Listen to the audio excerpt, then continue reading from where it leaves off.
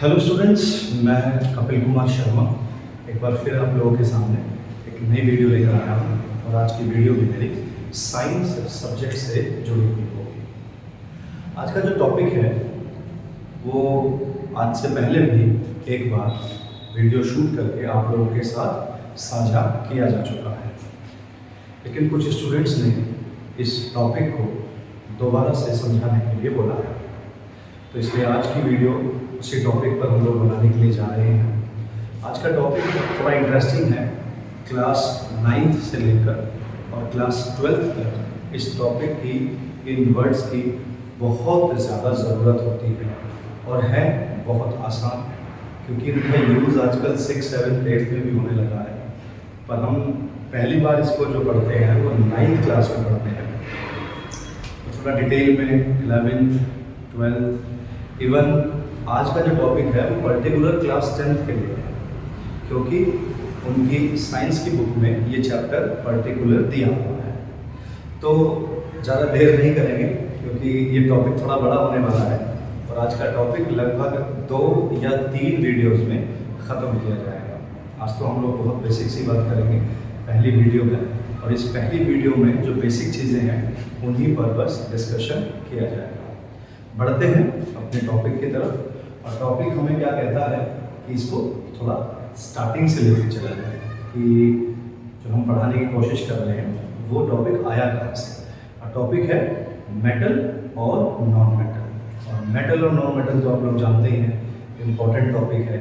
Chemistry में कहीं ना कहीं पीरियोडिक टेबल पढ़ेंगे या उनका क्लासिफिकेशन पढ़ेंगे, एलिमेंट्स को डिवाइड करेंगे, तो इनका यूज़ तो हमेशा किया जाएगा। चलिए स्टार्ट करते हैं। आज का जो टॉपिक है दैट इज, स्टार्टिंग करते हैं सबसे पहले मैटर से, है ना। मैटर से इसकी स्टार्टिंग करते हैं, जिसे हम लोग क्या बोलते हैं, जिसे हम लोग द्रव्य बोलते हैं ना। हिंदी इंग्लिश सारे वर्ड्स को हम लोग लेके चलेंगे, बाइलिंगुअल पढ़ाने की कोशिश करूँगा। अच्छा, ये जो हमारा मैटर है ये 2 पार्ट्स में डिवाइड है। इसको आप बेटा इस तरीके से समझिएगा, मैं थोड़ा सा आराम से एक्सप्लेन करने की कोशिश करूँगा।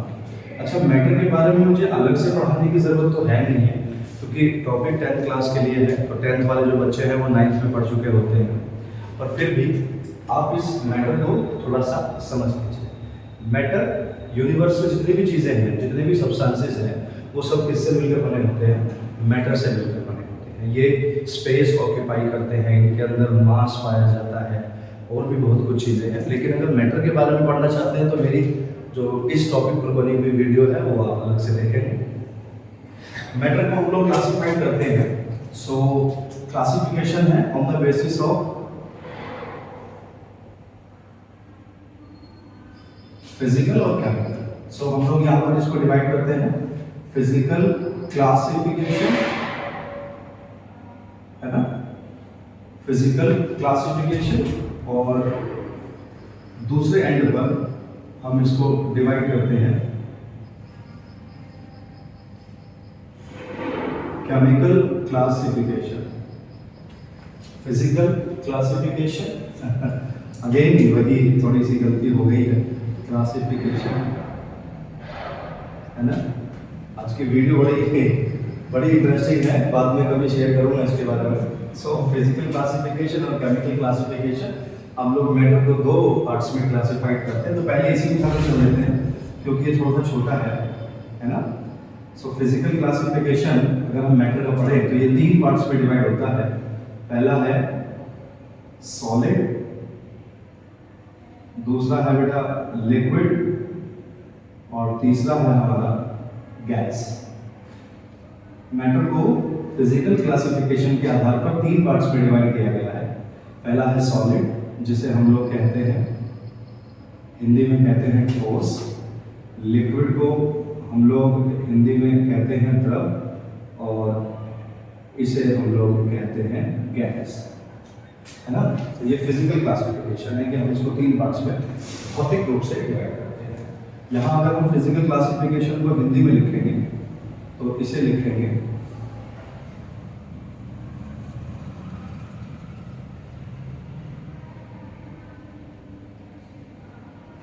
भौतिक वर्गीकरण, और अब केमिकल क्लासिफिकेशन की तरफ चलते हैं।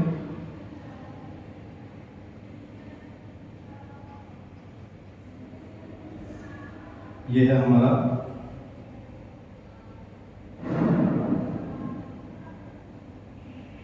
रासायनिक वर्गीकरण।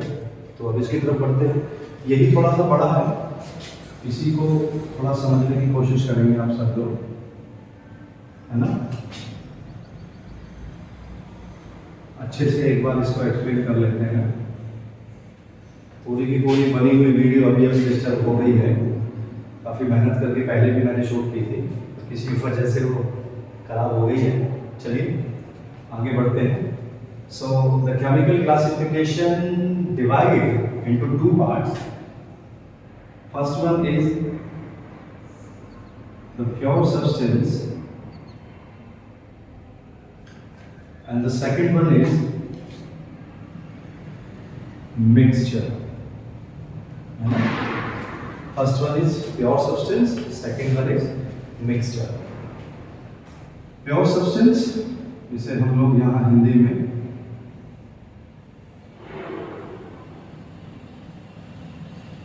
शुद्ध पदार्थ बोलते हैं, और मिक्सचर तो आप लोग अच्छी तरह से जानते ही हैं, इसे हम लोग क्या कहते हैं, मिश्रण बोलते हैं। फाइनली प्योर सब्सटेंस को हम लोग दो पार्ट्स में डिवाइड करते हैं। वो कौन कौन से पार्ट हैं भैया जी? Pure substance divided into two parts. First one is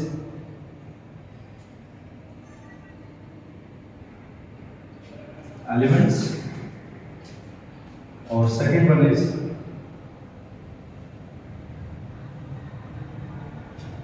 compound, है ना। एलिमेंट्स जो है उन्हें हम लोग तत्व कहते हैं, और कंपाउंड को हम लोग हिंदी में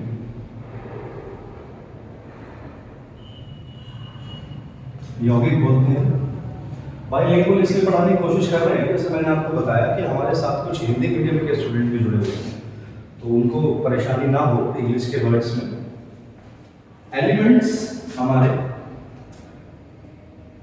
तीन पार्ट्स में डिवाइड हैं, और वो कौन कौन से पार्ट्स में डिवाइड होंगे बेटा, हम उनको एक एक करके अलग अलग लिखने की कोशिश करते हैं। एलिमेंट्स तीन पार्ट्स में डिवाइड है। पहला है बेटा मेटल, दूसरा है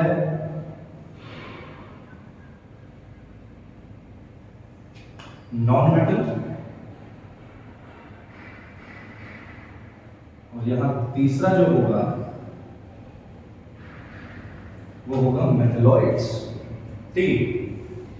इसके बाद जब हम कंपाउंड की तरफ बढ़ते हैं, सो कंपाउंड दो पार्ट्स में डिवाइड है। कौन कौन से भी?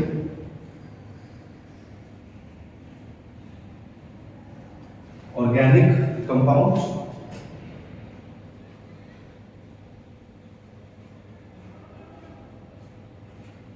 And second one is inorganic compound.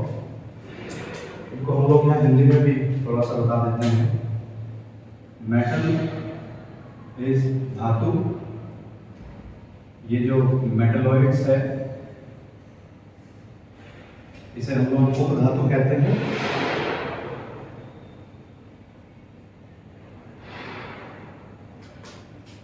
हाँ, नॉन मेटल को हम लोग अधातु कहते हैं। इधर अगर हम लोग ऑर्गेनिक की तरफ देखें,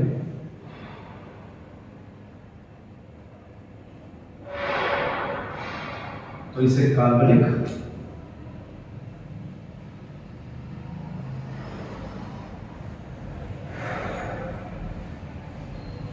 और इसे बेटा अकार्बनिक, है ना। कोई दिक्कत नहीं है, बहुत आसानी से क्लियर हो रहा है। अच्छा, जो हमारा जो मिश्रण है वो भी अपने आप में कितने पार्ट्स में डिवाइड है? दो पार्ट्स में डिवाइड है। जो हमारा मिक्सचर है that is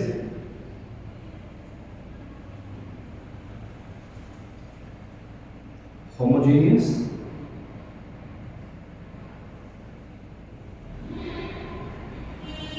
and second one is heterogeneous. Homogeneous को हम लोग समांगी बोलते हैं,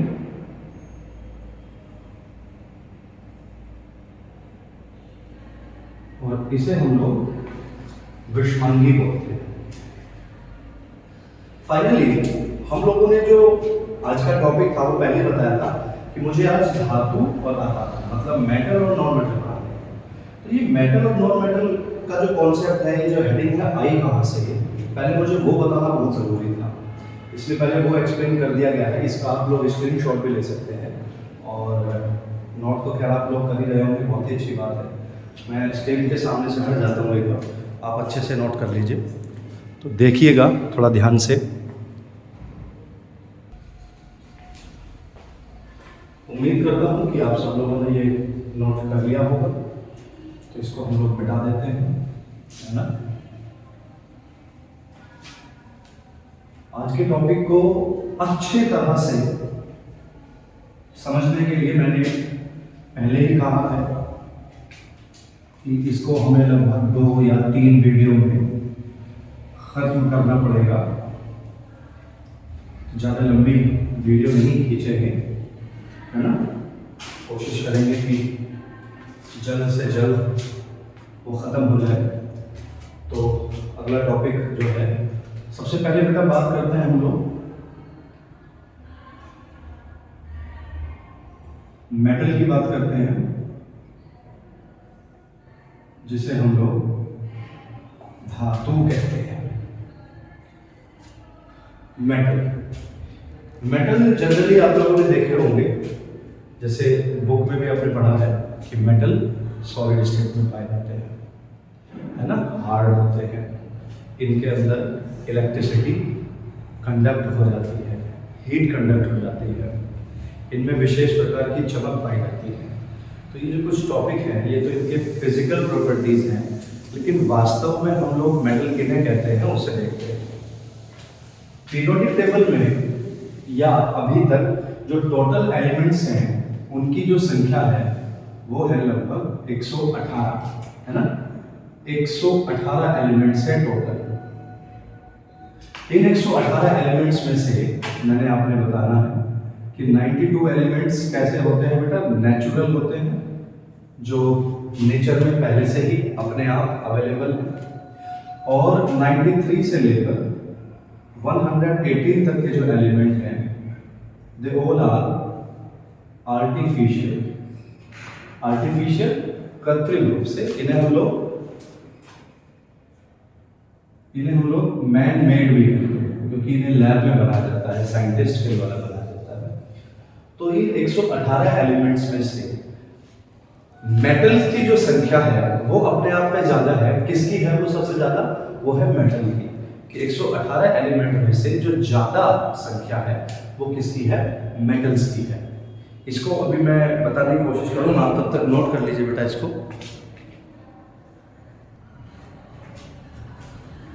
तो मेटल्स के बारे में हम लोग जानते हैं कि मेटल्स कौन से एलिमेंट होंगे। तो यहाँ इसकी एक छोटी सी डेफिनेशन, those elements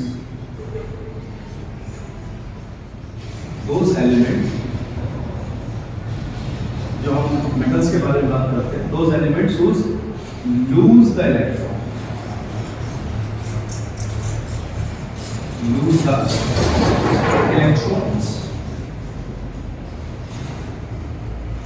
मेटल्स के बारे में अगर हम बात करने की कोशिश करें तो मेटल्स वो वाले एलिमेंट होते हैं जो अपनी शेल्स में से, अपनी ऑर्बिट में से इलेक्ट्रॉन को लूज करते हैं, और इलेक्ट्रॉन लूज करके अपने ऊपर पॉजिटिव चार्ज लेते हैं।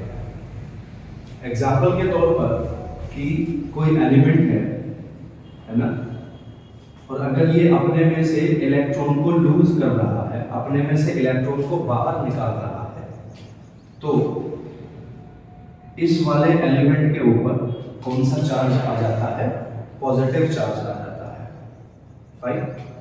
ऐसे element, those element lose the electron. तो एग्जांपल के तौर पर बताया, कोई एलिमेंट है जो अपने में से इलेक्ट्रॉन को लूज कर रहा है, माइनस कर रहा है, बाहर निकाल रहा है, और अपने ऊपर कौन सा चार्ज ले रहा है? पॉजिटिव चार्ज ले रहा है। तो ऐसे एलिमेंट को हम लोग क्या बोलते हैं बेटा, ऐसे एलिमेंट को हम लोग मेटल बोलते हैं। बहुत ही बेसिक चीज़ें बताने की कोशिश कर रहा हूँ, है ना, ज़्यादा कंफ्यूजन में नहीं डाल रहा हूँ, ज़्यादा कॉम्प्लेक्स करने की कोशिश नहीं कर रहा हूँ। कोई एलिमेंट है, अगर कोई एलिमेंट अपनी ऑर्बिट में से, अपनी शेल में से, है ना, एक इलेक्ट्रॉन दो इलेक्ट्रॉन निकालता है, सो इलेक्ट्रॉन हम उसे कहते हैं कि इलेक्ट्रॉन लूज कर रहा है।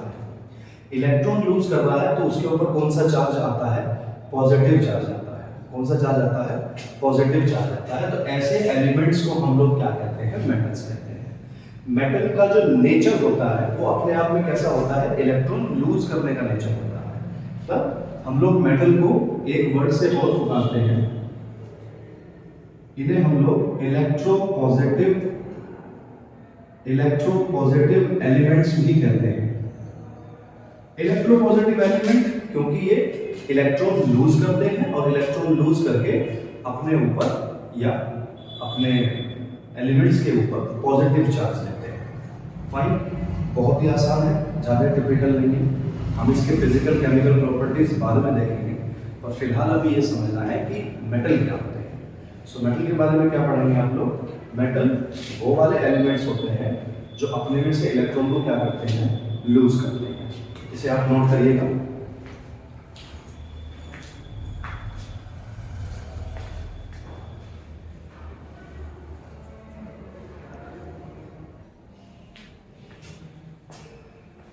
तो मेटल के बारे में आप लोगों ने यहाँ पर ये देख लिया होगा कि मेटल वो वाला एलिमेंट है जो इलेक्ट्रॉन लूज करके अपने ऊपर पॉजिटिव चार्ज लेते हैं, है ना। तो हम इनको इलेक्ट्रोपॉजिटिव एलिमेंट भी कहते हैं। सारे के सारे मेटल ज़्यादातर वो क्या करते हैं, most of the metal electron lose करते हैं। इसको आपने नोट कर लिया होगा। बस आज तो केवल मैं इनकी डेफिनेशन बताने की ही कोशिश करूँगा, और ज़्यादा कुछ नहीं है।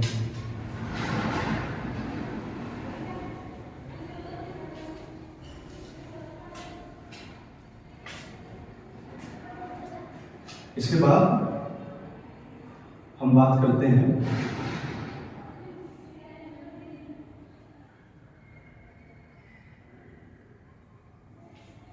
Non metals.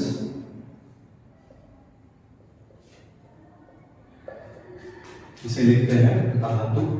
तो इससे ज़्यादा आसान डेफिनेशन क्या होगी, मेटल के बारे में बताया, से those element which form positive ion by losing electron, कि वो वाले एलिमेंट्स जो अपनी बाहर वाली शेल ऑर्बिट में से इलेक्ट्रॉन को लूज करते हैं और इलेक्ट्रोपॉजिटिव आयंस बनाते हैं या पॉजिटिव आयंस बनाते हैं, उन्हें हम लोग क्या कहते हैं, मेटल्स कहते हैं। जबकि अगर हम नॉन मेटल्स की बात करें, so non metals are those elements which form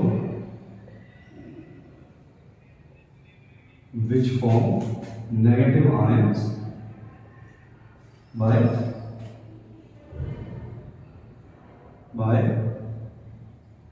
gaining the electron।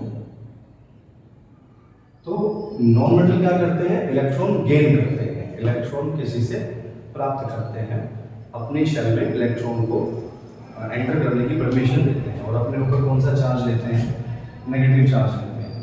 तो अगर हम किसी भी एलिमेंट की बात करें कि कोई एलिमेंट है और अगर वो इलेक्ट्रॉन अपने में प्लस कर रहा है, इलेक्ट्रॉन गेन कर रहा है, तो इसके ऊपर कौन सा चार्ज आ जाएगा, नेगेटिव चार्ज आ जाएगा, है ना। अगर कोई एलिमेंट दो इलेक्ट्रॉन गेन कर रहा है तो उसके ऊपर माइनस के दो चार्ज आएंगे। 3 कर रहा है 3 आएंगे, 4 करेगा 4 आएगा। 4 से ज़्यादा ना तो कोई एलिमेंट इलेक्ट्रॉन लूज करेगा, ना 4 से ज़्यादा इलेक्ट्रॉन गेन करेगा, 4 मैक्सिमम। फाइन। सो मेटल और नॉन मेटल के बारे में हम लोगों ने आपको बताया कि मेटल क्या होते हैं, लूजिंग द इलेक्ट्रॉन, वो वाले एलिमेंट जो इलेक्ट्रॉन क्या करते हैं, लूज करते हैं। नॉन मेटल क्या होते हैं, जो इलेक्ट्रॉन गेन करते हैं। दोनों में डेफिनेशन में ज़्यादा अंतर नहीं है, ठीक है। इसको एक बार आप नोट कर लीजिए अच्छे से।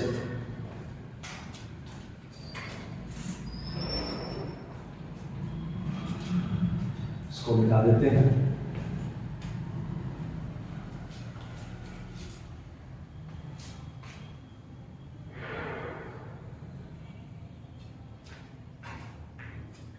तो बहुत ही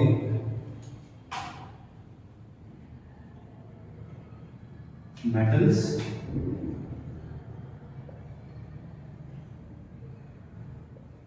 नॉन मेटल्स। सो मेटल्स में क्या है, losing electron,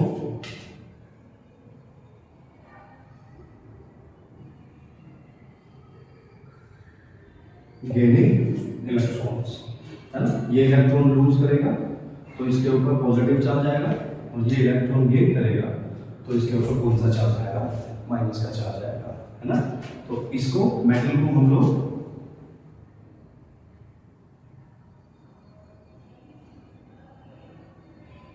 electro positive element भी कहते हैं, और इसे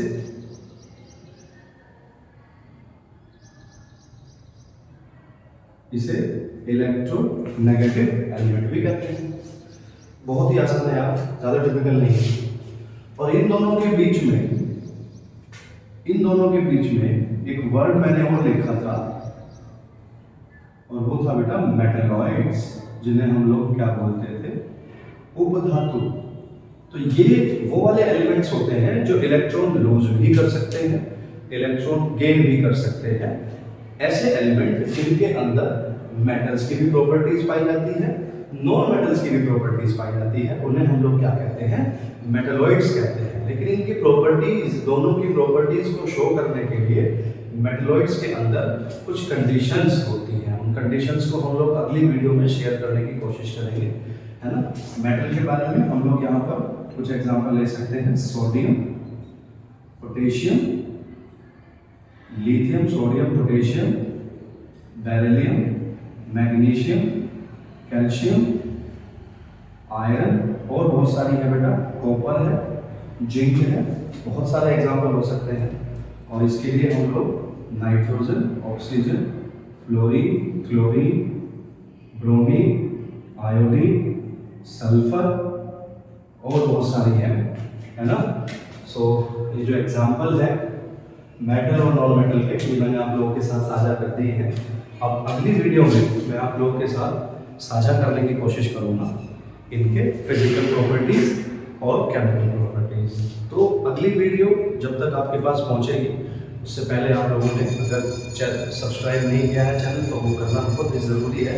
ये एक प्रोटोकॉल होता है, हम लोग भी कह देते हैं कि भैया आप सब्सक्राइब कर दीजिएगा, जिससे ये वीडियो आप तक टाइम से पहले पहुंच जाए। और अगली वीडियो और अच्छे तरीके से समझाने की कोशिश करूंगा।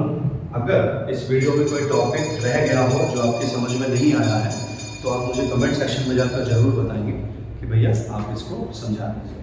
तब तक के लिए नमस्कार।